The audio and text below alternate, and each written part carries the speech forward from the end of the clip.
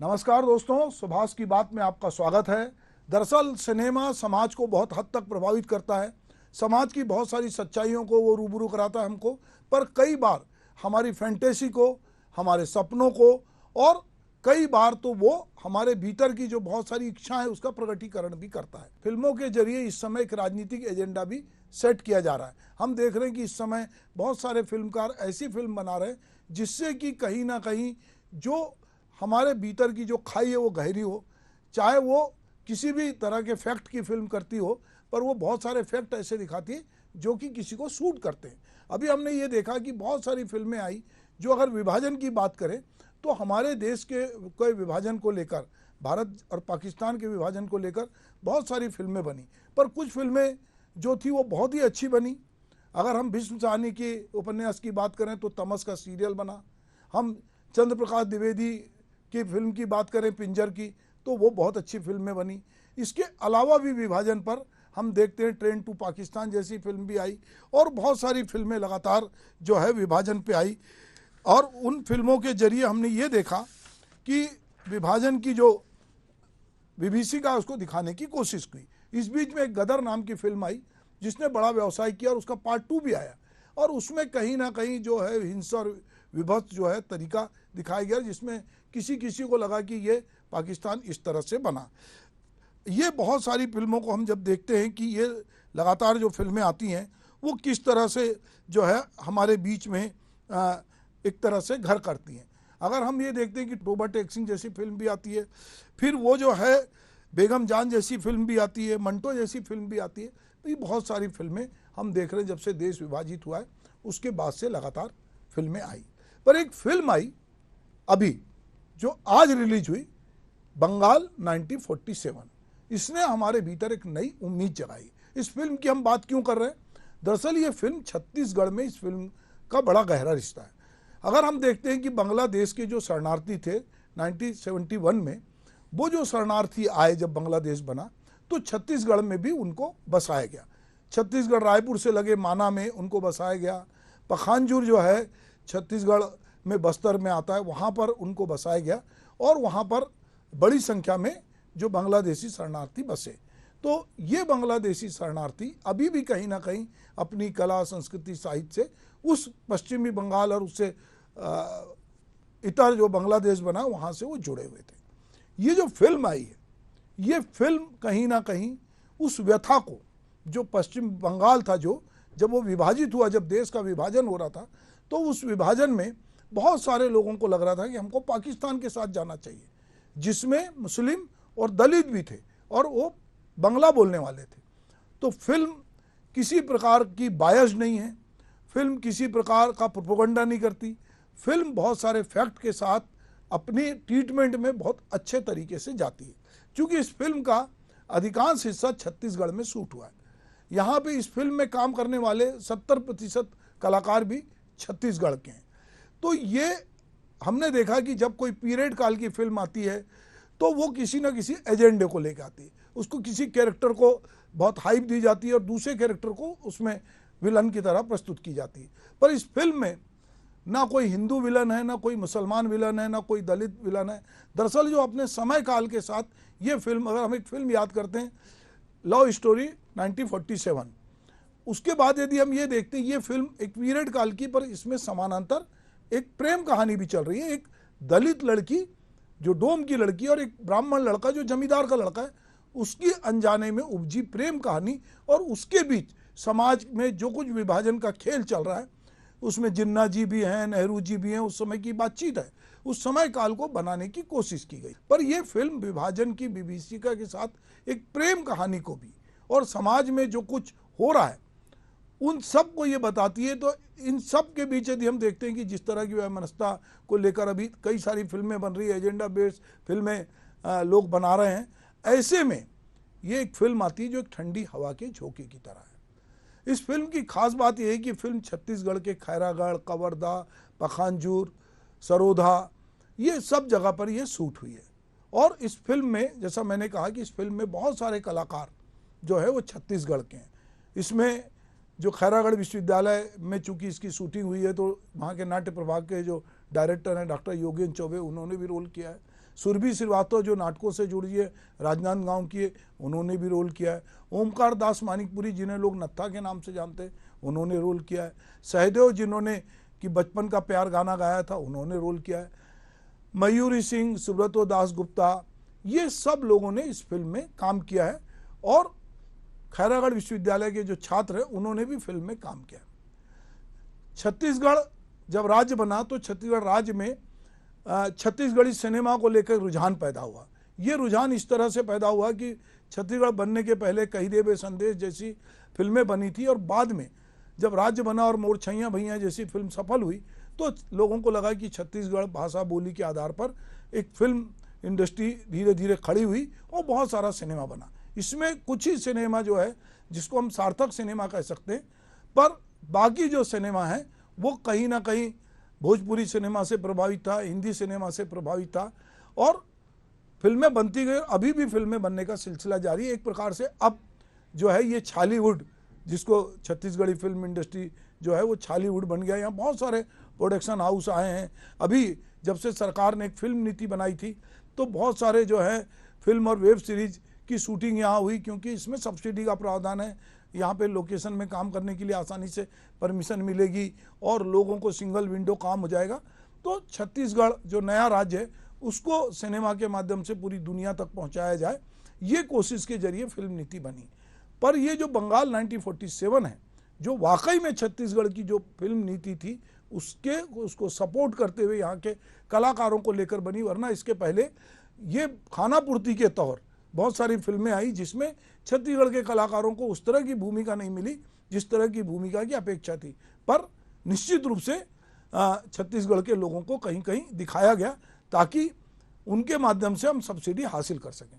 पर ये जो बंगाल 1947 है, जो पखानजूर के शरणार्थी हैं उनकी व्यथा, एक कहानी शुरू होती है पश्चिम बंगाल के किसी एक गांव से, और वो गांव विभाजन में जाएगा या ना जाएगा इसकी व्यथा के साथ शुरू होती है। और फिर जब बहुत सारे लोग जिनको लगता है कि जिन्ना के पाकिस्तान में जाएंगे, और जब वहाँ की सच्चाई प्रकट होती है, और फिर जब पाकिस्तान का विभाजन होता है 1971 में, और फिर जब बांग्लादेश अलग बनता है तो बहुत सारे शरणार्थी भारत आते हैं और भारत में अलग अलग जगह बसाए जाते हैं।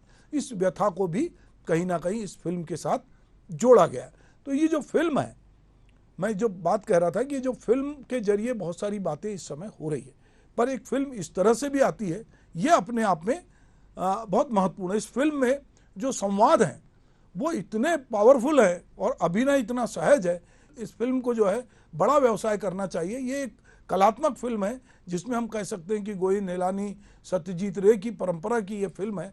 और मज़ेदार बात यह है कि इस फिल्म को जो यहाँ जिन्होंने निर्देशित किया वो खुद भी जो है आकाशदीप लामा जो हैं वो छत्तीसगढ़ के भिलाई से वो ताल्लुक़ रखते हैं और यहाँ के कलाकारों ने इसमें काम किया है। तो ये हम ये सोच रहे हैं कि जो सिनेमा है वो किस तरह से, अगर छत्तीसगढ़ के जो प्राकृतिक संसाधनों से भरा छत्तीसगढ़ है उसको किस तरह से सिनेमा आगे ले आ सकता है। छत्तीसगढ़ में अगर हम समानांतर सिनेमा की शुरुआत की बात करते हैं तो योगेन चौबे की ही एक फिल्म थी जो अमृता प्रीतम की कहानी पे बनी थी, गांजे की कली।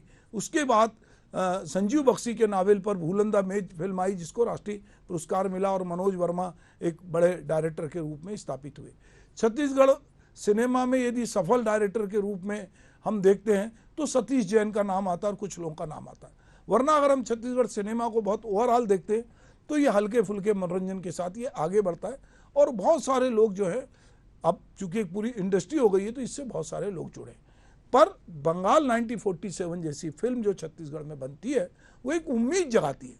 वो उम्मीद जगाती है कि आकाश आदित्य लामा जो हैं, जो छत्तीसगढ़ से रखते हैं, उनके पास एक दृष्टि है और वो किसी राजनीतिक एजेंडे में नहीं फंसते हैं। अगर वो किसी पीरियड की फिल्म बनाते हैं तो उसमें उस समय के सच को उजागर करते हैं। जैसा मैंने कहा कि ये फिल्म कवर्धा, सरोधा, भोरमदेव, गंडई, खैरागढ़, पखानजूर, यहाँ पर यह फिल्म की शूटिंग हुई है। और इस फिल्म में आदित्य लाखिया जिन्होंने कि आमिर खान की फिल्म लगान में काम किया था उस तरह के कलाकार भी हैं, देवोलीना भट्टाचार्य हैं, डॉक्टर अनिल रस्तोगी हैं, सोहेला कपूर हैं, प्रमोद पवार हैं, तो ये बहुत सारे बम्बई के भी कलाकार इसमें, पर इसमें छत्तीसगढ़ के कलाकार 70% हैं। और फिल्म अपने आप में एक बहुत ही अच्छे ट्रीटमेंट, बहुत अच्छे संगीत, गीत और गति के साथ आगे चलती है। और कहीं पर भी 2 घंटे 10 मिनट की फिल्म में कहीं ऐसा नहीं लगता कि कोई भी दृश्य अनावश्यक इसमें डाला गया है। फिल्म किसी एजेंडे का सपोर्ट नहीं करती, किसी के खिलाफ वैमनस्यता पैदा नहीं करती। वो हालात को बताती है कि दंगे से किसी का फ़ायदा नहीं होता, गरीब लोग मारे जाते हैं दंगे में, जो लोग विभाजनकारी ताकतें हैं वो कैसे फ़ायदा लेती है, लोगों को जाति के बीच में कैसे लड़ाया जाता है, संप्रदाय में कैसे लड़ाया जाता है, कैसे नुकसान होता है, पूरा गांव का गांव कैसे जलता है, और उसकी व्यथा लंबे समय तक रहती है। जो लोग विभाजन से गुजरे, 1947 में कहने को देश आज़ाद हो गया, पर जिन्होंने विभाजन को झेला, उसके दंश को झेला है, वो अभी तक वो परिवार इसको महसूस करता है। उसके बाद हम देखते हैं कि 1971 में जब बांग्लादेश विभाजित होता है और उसके बाद उस दंश से जो लोग अपने अपने घरों से विस्थापित हुए और विस्थापन की व्यथा उनने झेली है, ये अलग बात है कि सरकारों ने उदारता के साथ उनको अलग अलग जगह बसाया। और छत्तीसगढ़ में अब वो पखानजूर जैसी जगह लगता है कि बांग्लादेश का ही एक हिस्सा है। वहाँ की पखानजूर की जो 1 लाख की आबादी वो बंगला बोलती है। माना में भी अब वहाँ सरपंच भी बंगला भाषी हैं। तो अब उन्होंने यहाँ का रहन सहन, खान पान सब कुछ स्वीकार लिया, वो यहाँ के स्थानीय नागरिक बन गए। और अब तो समान नागरिक संहिता कानून आया है, तो हमारे आसपास के जो देश हैं वहाँ के लोगों को भी अब नागरिकता मिलने की बात हो रही है। पर जैसा मैं फिर लौटता हूँ फिल्म सिनेमा की तरह, सिनेमा समाज में बहुत सारी चीज़ें करता है और राजनीतिक दल अब ये कोशिश कर रहे हैं कि सिनेमा के जरिए वो उन बातों को दिखाएं जिससे कि जनता प्रभावित हो। जनता सिनेमा से बहुत प्रभावित होती है। यही वजह है कि इस लोकसभा चुनाव में भी, चाहे वो कांग्रेस हो, चाहे भाजपा हो, चाहे कोई पार्टी हो, वो सिनेमा के कलाकारों को चुनाव में लड़ा रही। टीवी सीरियल के कलाकार जो राम बनते हैं, सीता बनते हैं, लक्ष्मण बनते हैं, वो तक चुनाव में लड़ रहे हैं और पहले भी वो सांसद बने। फिल्मी अभिनेत्रियां जो है, अभी हम देखते हैं कि भाजपा ने कंगना रनौत को टिकट दिया है, हेमा मालिनी को टिकट दिया है, अरुण गोयल को टिकट दिया है। तो अलग अलग, कभी जया प्रदा को समाजवादी पार्टी टिकट देती है। अलग अलग दल से लोग जो हैं वो चुनाव में जाते हैं। अमिताभ बच्चन, राजेश खन्ना, गोविंदा, एक लंबी परंपरा है। और दक्षिण भारत में तो पूरी राजनीति कहीं ना कहीं सिनेमा के इर्द गिर्द होती है। तो सिनेमा कई बार समाज में एजेंडा तय करना, एक मानस बनाने का काम करता है।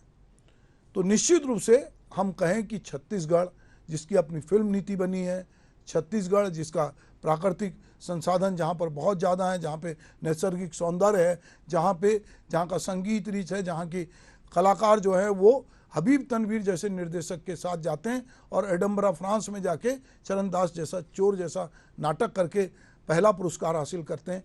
छत्तीसगढ़ कला संस्कृति से बहुत समृद्ध है। दरअसल उसे ज़रूरत है आकाश आदित्य लामा जैसे डायरेक्टर की, जो फिल्म के साथ ट्रीटमेंट सही करें और एक अच्छी फिल्म लोगों के सामने रखें। तो निश्चित रूप से दोस्तों, सिनेमा हॉल में ये फिल्म पूरे देश में PVR में रिलीज़ हुई है। मैं चाहता हूँ कि इस फिल्म को लोग देखें और देखें कि वाकई में एक डोम की बेटी और एक ब्राह्मण अभिजात जमींदार वर्ग के लड़के की प्रेम कहानी के जरिए जो बांग्लादेश विभाजन और उसके पहले देश विभाजन की जिस विभीषिका को डायरेक्टर ने दिखाया है, कलाकारों ने जिसको बहुत अच्छे से अभिनीत किया है, ये फिल्म अपने आप में एक शानदार फिल्म है। और इस फिल्म के बहाने बहुत सारे लोगों को समझना चाहिए कि फिल्म किस तरह से हमारे समाज को अगर चाहे तो बेहतर ढंग से समाज की चीज़ों को प्रस्तुत कर सकती है। जो खाई बढ़ रही है उसको किस तरह से कम कर सकती है, जो दंगे की विभीषिका है, जो युद्ध की विभीषिका है, उसको किस तरह से दिखा सकती है। और प्रेम जो शाश्वत है, पूरी फिल्म में प्रेम की एक अंतरधारा बहती है और वो अंतरधारा जो है लगातार बहुत सारे संवादों के जरिए वो सामने आती है और लगता है कि एक बहुत खूबसूरत फिल्म हमने देखी है। तो मैं चाहूँगा कि आप जो है बंगाल 1947 फिल्म जरूर देखें। नमस्कार।